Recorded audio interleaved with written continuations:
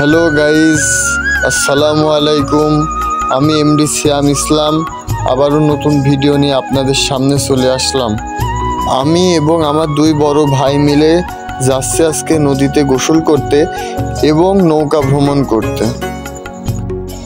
আমাদের গোসল করা যেমন তেমন, আমরা আজকে নদীটা নৌকায় উঠে ঘুরে দেখব, এটাই আমাদের মূল উদ্দেশ্য।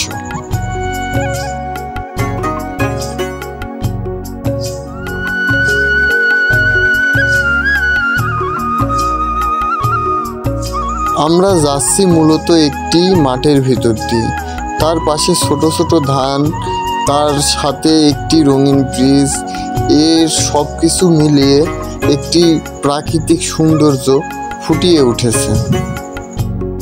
আমরা গুটি গুটি পায়ে হাঁটতে হাঁটতে এই তো প্রায় নদীর পাশেই চলে এসেছি। এই যে আমি এখন বর্তমান দাঁড়িয়ে আছি নদীর পাড়ে, তো আমরা যাচ্ছি নৌকা খোঁজার উদ্দেশ্যে। গুটি গুটি পায়ে হেঁটে যাচ্ছি, সাথে বৃষ্টির কারণে কাদা এবং অনেক কিছুই হয়েছে। মূলত নদীর পাউড়িটা শুকনাই থাকে, কিন্তু বেশ কিছুদিন বৃষ্টি হওয়ার কারণে পানির চাপে অনেক পরিমাণ পানি হয়ে গেছে। ধানের ভুঁই এবং নদী পুরো সমান সমান হয়ে গেছে পানিতে।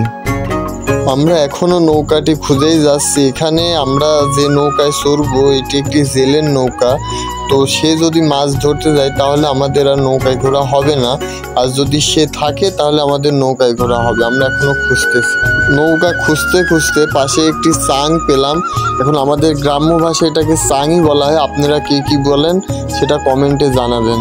তো এখানে বসে আমরা সময় পাস করছি এবং আমাদের চোখে একটি নৌকা বেঁধেছে, কিন্তু এটা এ পারে নাই, নদী ওই পারে আছে।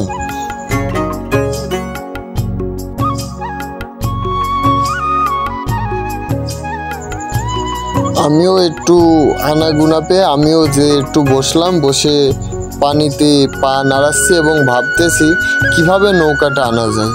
ওরা বললো আমরা সাঁতার দিয়ে নৌকাটা এনে দিব, তো দেখি ওরা কি করে। আমি পানিতে নামবো না, কারণ আমার বেশ কিছুদিন ধরে ঠান্ডা লেগে আছে। পানিতে নামলে হয়তো বা জ্বর আসবে। আমি শুধু নৌকায় ঘোরার আশায় এখানে এসেছি। যেই বলা সেই কাজ, এরই মাঝে একজন ঝাঁপ দিয়েছে নৌকা আনার জন্য। তো সে সাঁতার দিচ্ছে, সাঁতার দিতে দিতে বলছে আমি নৌকা আনতে পারবো না, মাঝখানে অনেক স্রোত ছিল এই কারণে। তো নেক্সট জন বলছে যে না আমি এই নৌকাটি আনতে পারবো। তো দেখি সে কি করে। সে তো ঝাঁপ দেওয়ার জন্য প্রস্তুতি নিচ্ছে। সেও প্রস্তুতি নিতে নিতে সেও ঝাঁপ দিয়ে দিছে। তো দেখি সে পারে কিনা আনতে। আপনাদের সাথে গল্প করতে করতে নদীর নাম বলতেই ভুলে গেছি।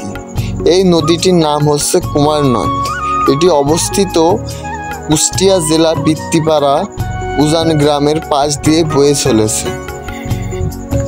সে প্রায় সাঁতার কাটতে কাটতে নৌকার কাছে পৌঁছে গেছে এবং নৌকার উপরে উঠেও গেছে, কিন্তু নৌকার জেলেটা অনেক পাজি, তাই সে নৌকাটা দিল না। সে বলছিল এই নৌকা আমি কাউকে দিতে পারবো না, আমরা এখানে নৌকা থুয়ে দিয়েছি, তোমরা নৌকা থুয়ে যাও।